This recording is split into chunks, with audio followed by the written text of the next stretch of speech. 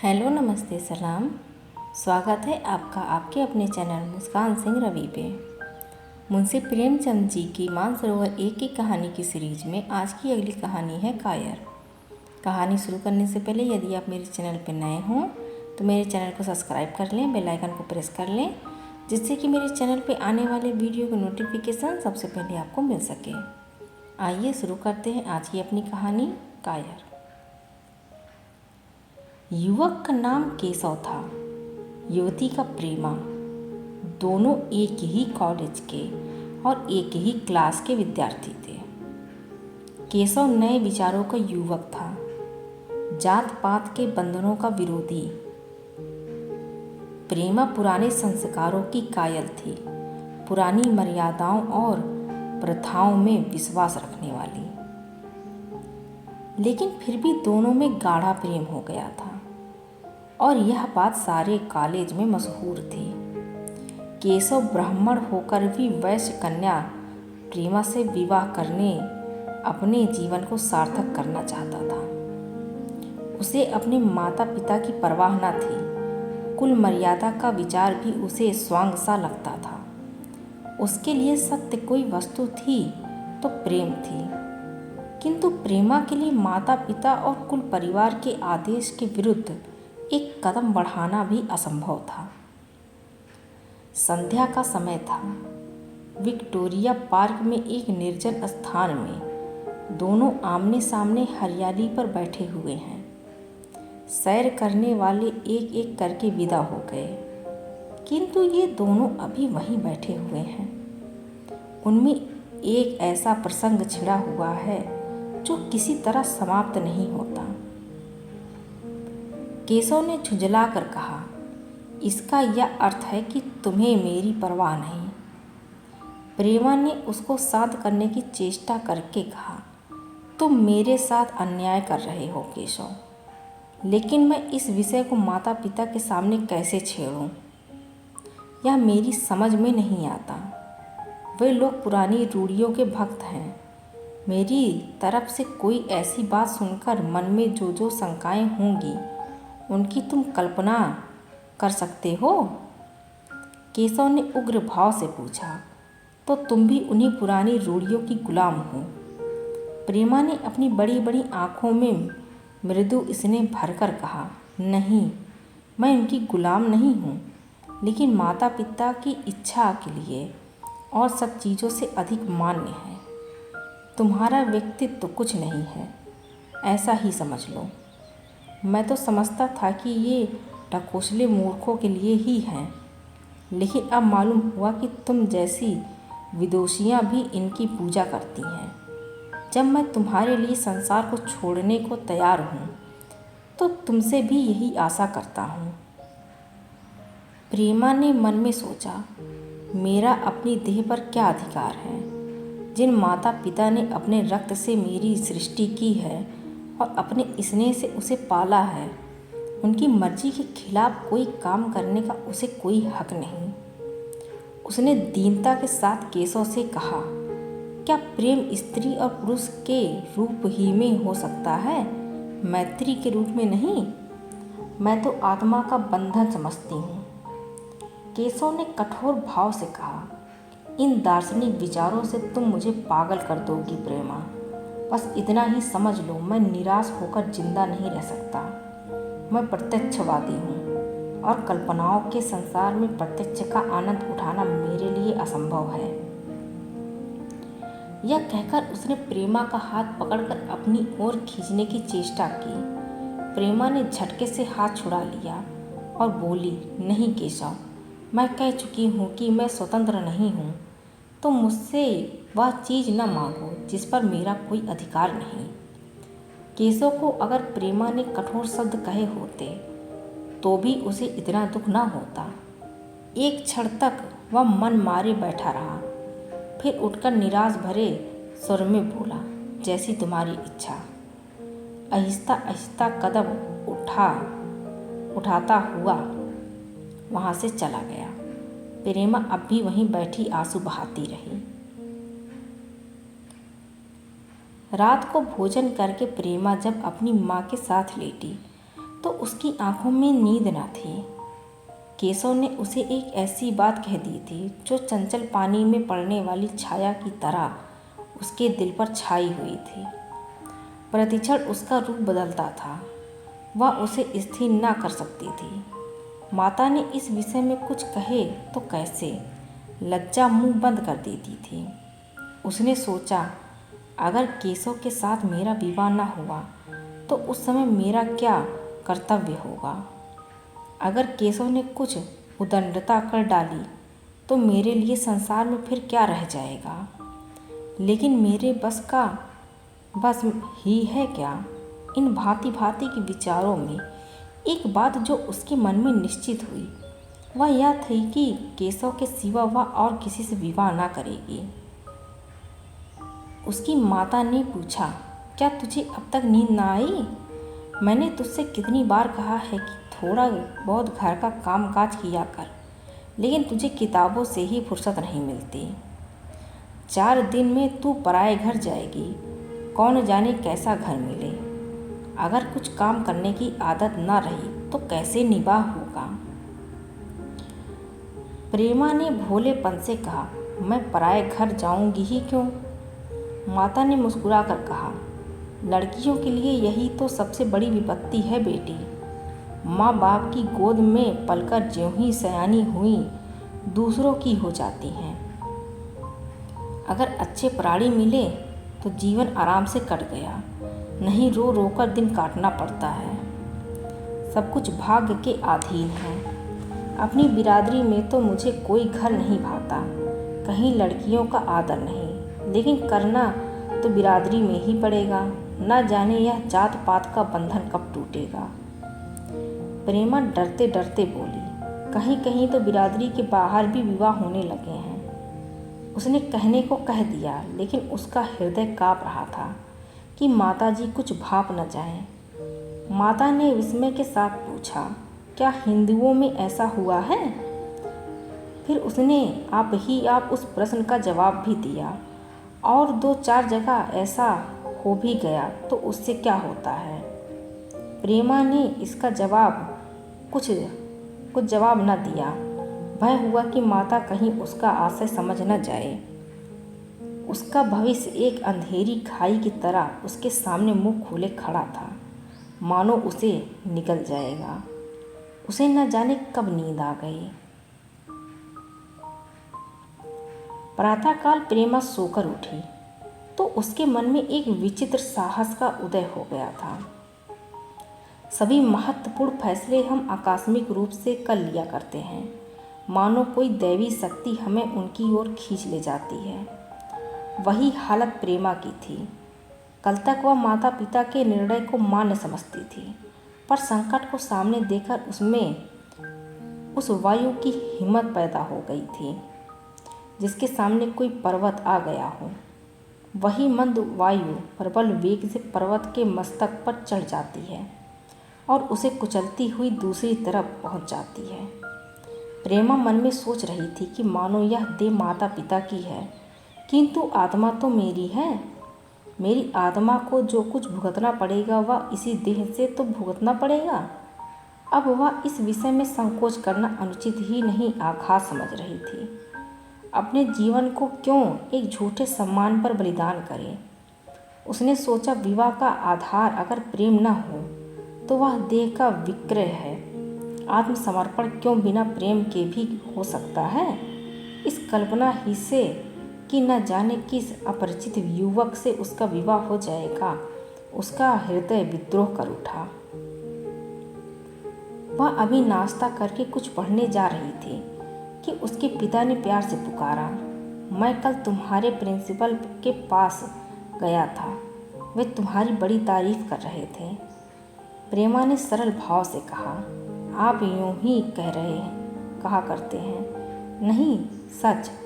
यह कहते हुए उन्होंने अपनी मेज की दरार खोली और मखमली चौखटों में जड़ी हुई एक तस्वीर निकालकर उसे दिखाते हुए बोले, यह लड़का ICS के इम्तिहान में प्रथम आया है। इसका नाम तो तुमने सुना होगा। बूढ़े पिता ने ऐसी भूमिका बांध दी थी कि माँ उनका आशय न समझ सकी, लेकिन प्रेमा भाप गई। उनका मन तीर की भांति लक्ष्य पर जा पहुंचा। उसने बिना तस्वीर की ओर देखे ही कहा, नहीं, मैंने तो उसका नाम नहीं सुना।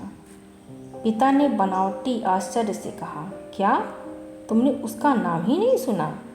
आज के दैनिक पत्र में उसका चित्र और जीवन वृत्तांत छपा है।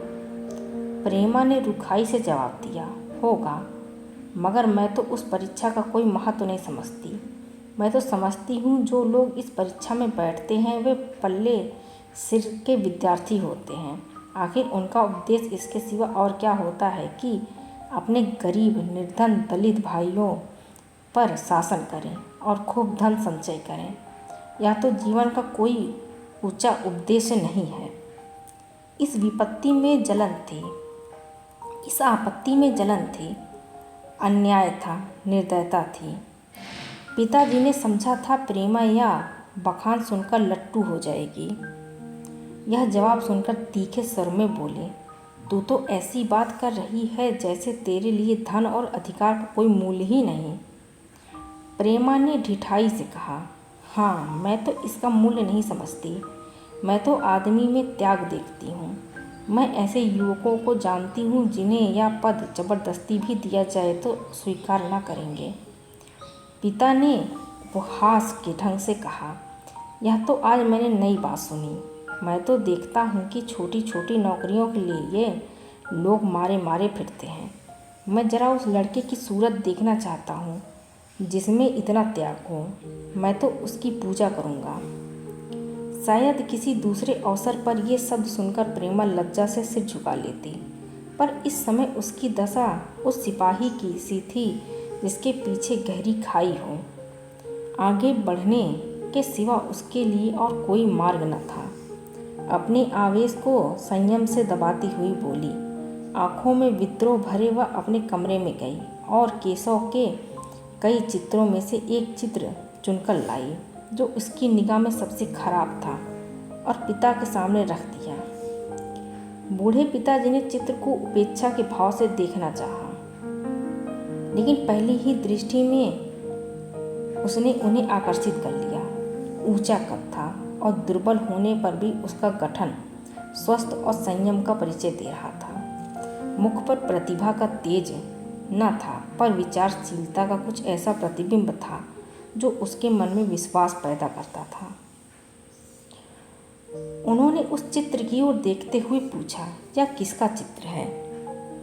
प्रेमा ने संकोच से सिर झुकाकर कहा, यह मेरे ही क्लास में पढ़ते हैं, अपनी ही बिरादरी का है।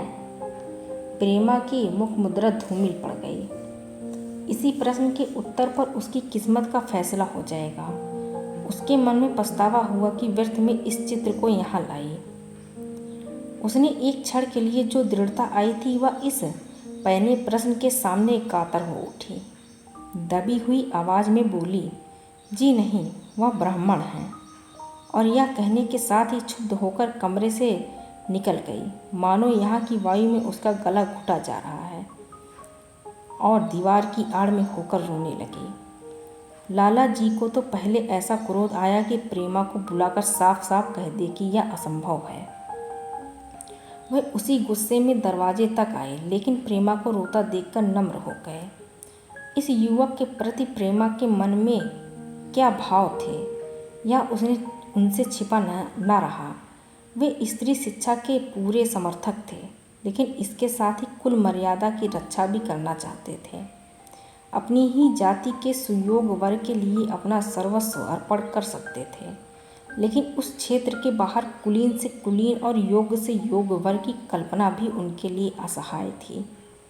इससे बड़ा अपमान वे सोच भी न सकते थे। उन्होंने कठोर सुर में कहा, आज से कॉलेज जाना बंद कर दो। अगर शिक्षा कुल मर्यादा को डुबोना ही सिखाती है तो शिक्षा कुछ नहीं। प्रेमा ने कातर कंठ से कहा, परीक्षा तो समीप आ गई है। लाला जी ने दृढ़ता से कहा, जाने दो, और फिर अपने कमरे में जाकर विचारों में डूब गए।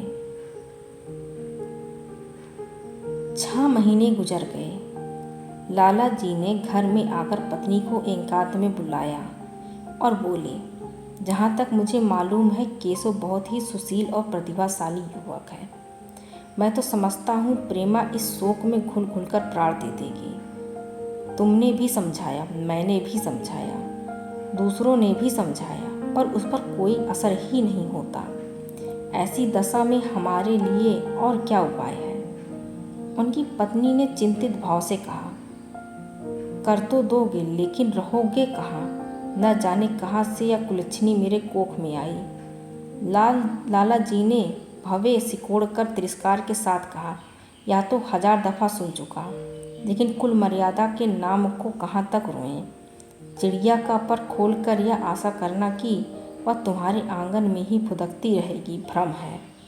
मैंने इस पर ठंडे दिल से विचार किया और इस नतीजे पे पहुंचा हूँ कि हमें इस आबद्धम को अस्वीकार कर लेना ही चाहिए।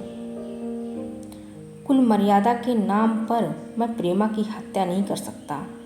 दुनिया हंसती हो हंसे, मगर वह जमाना बहुत जल्द आने वाला है जब ये सभी बंधन टूट जाएंगे। आज भी सैकड़ों विवाह जात पात के बंधन को तोड़कर हो चुके हैं। अगर विवाह का उपदेश स्त्री और पुरुष का सुखमय जीवन है तो हम प्रेमा की उपेक्षा नहीं कर सकते हैं। वृद्धा ने क्षुब्ध होकर कहा, जब तुम्हारी यही इच्छा है तो मुझसे क्या पूछते हैं? लेकिन मैं कह देती हूँ कि मैं इस विवाह में नज़दीक ना आऊँगी, ना कभी इस छोकरी का मुँह देखूँगी। समझ लूँगी जैसे और सब लड़के मर गए वैसे ही यह भी मर गई। तो फिर आखिर तुम क्या करने को कहती हो? क्यों नहीं उस लड़के से विवाह कर देते? उसमें क्या बुराई है?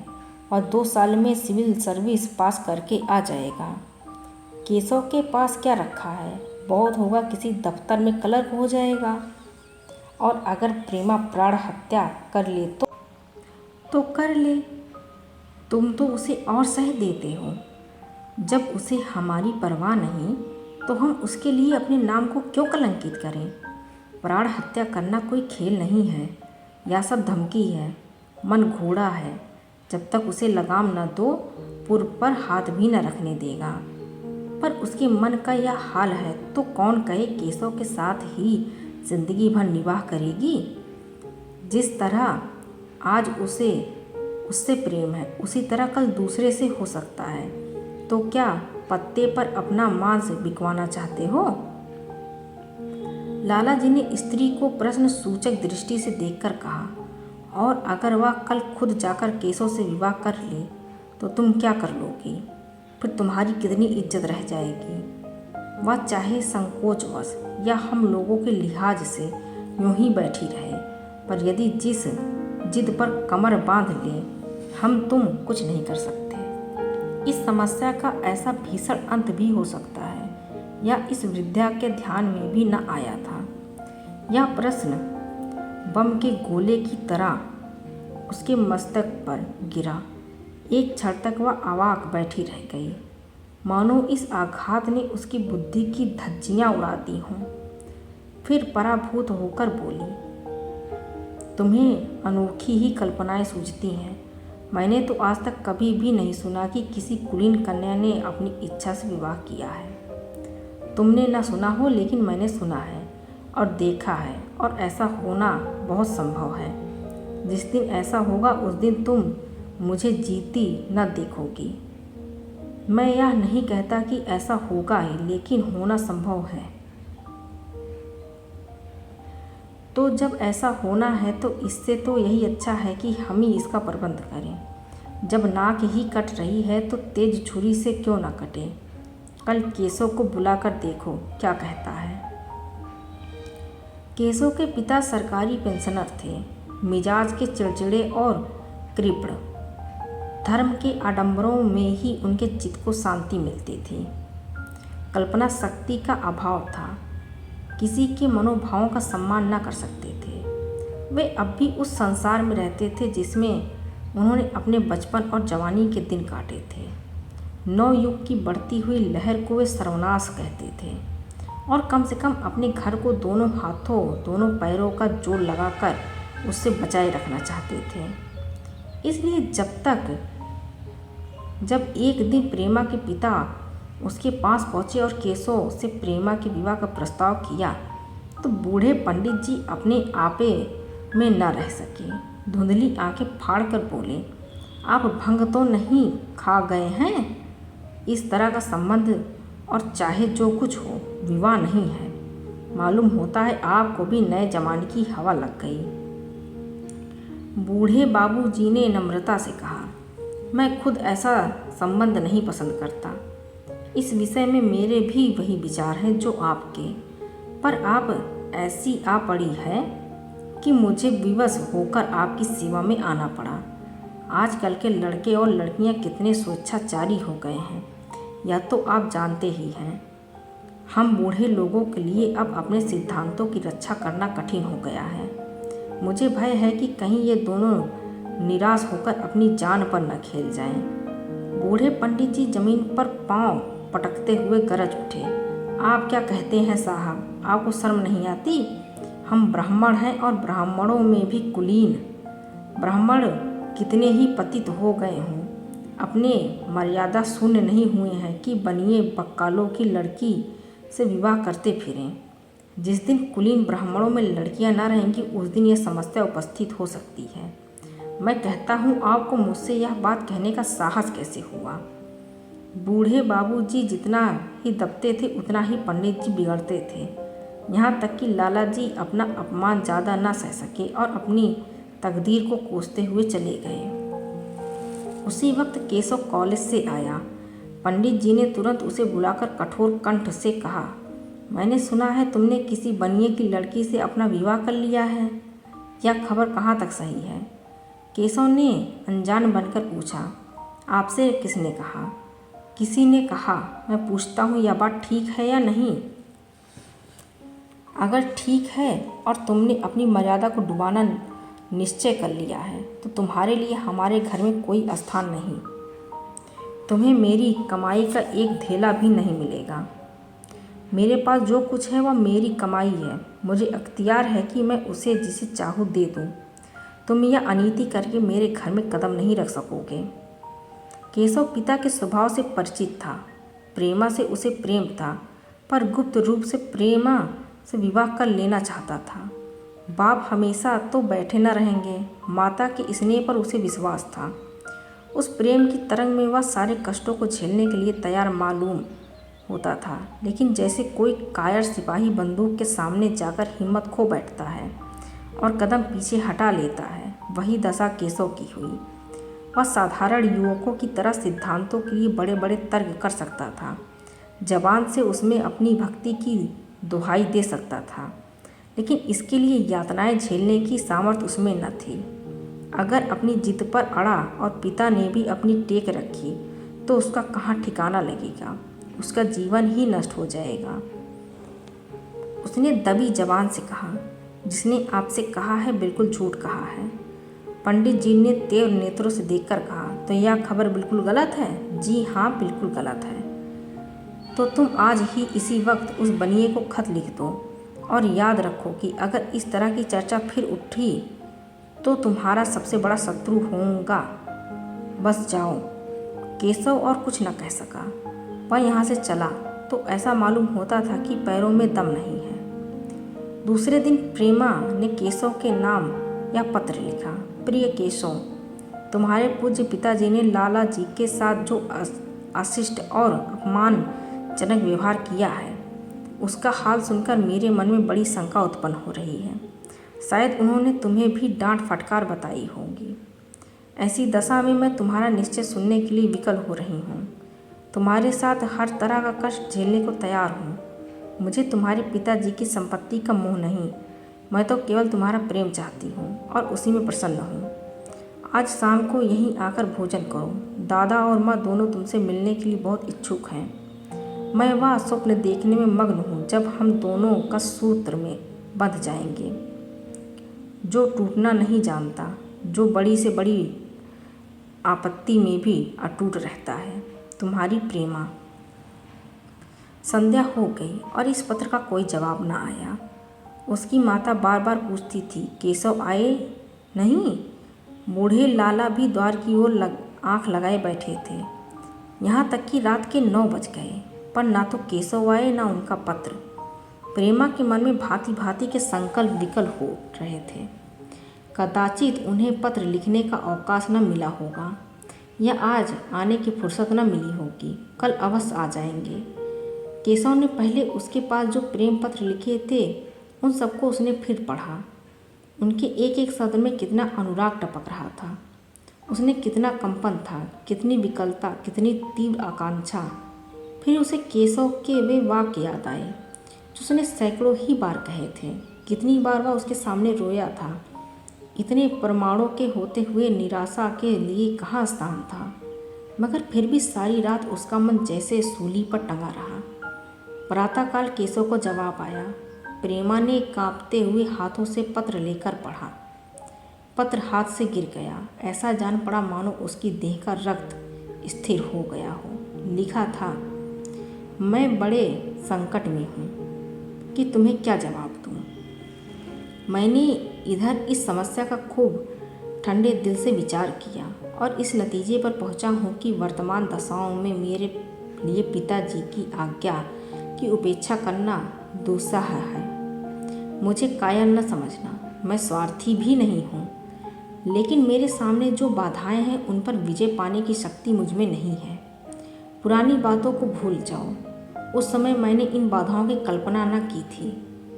प्रेमा ने एक लंबी गहरी जलती हुई सांस खींची और उस खत को फाड़कर फेंक दिया। उसकी आंखों में अश्रुधारा बहने लगी। जिस केशव को उसने अपने अंतःकरण में वर लिया था वह इतना निष्ठुर हो जाएगा, इसकी उसको रत्ती भर भी आशा न थी। ऐसा मालूम पड़ा मानो अब तक वह कोई सुनहला स्वप्न देख रही थी, पर आँख खुलने पर वह सब कुछ अदृश्य हो गया। जीवन में अब आशा ही लुप्त हो गई, तो अब अंधकार के सिवा और क्या रहा। अपने हृदय की सारी संपत्ति लगाकर उसने एक नाव लदवाई थी। वह नाव जलमग्न हो गई। अब दूसरी नाव कौन कहाँ से लावे। अगर वह नाव टूटी है तो उसके साथ वह भी डूब जाएगी। माता ने पूछा, क्या केशव का पत्र है? प्रेमा ने भूमि की ओर ताकते हुए कहा, हाँ, उनकी तबीयत अच्छी नहीं है। इसके सिवा वह और क्या कहे। केशव की निष्ठुरता और बेवफाई का समाचार कहकर लज्जित होने का साहस उसमें न था। दिन भर वह घर के काम धंधों में लगी रही, मानो उसे कोई चिंता ही नहीं है। रात को उसने सबको भोजन कराया, खुद भी भोजन किया और बड़ी देर हारमोनियम पर गाती रही। मगर सवेरा हुआ तो उसके कमरे में उसकी लाश पड़ी हुई थी। प्रभात की सुनहरी किरणें उसके पीले मुख को जीवन की आभा प्रदान कर रही थी। आज की कहानी बस इतनी सी। मिलते हैं अगली किसी कहानी के साथ। Thank you for watching and don't forget to subscribe. Thank you.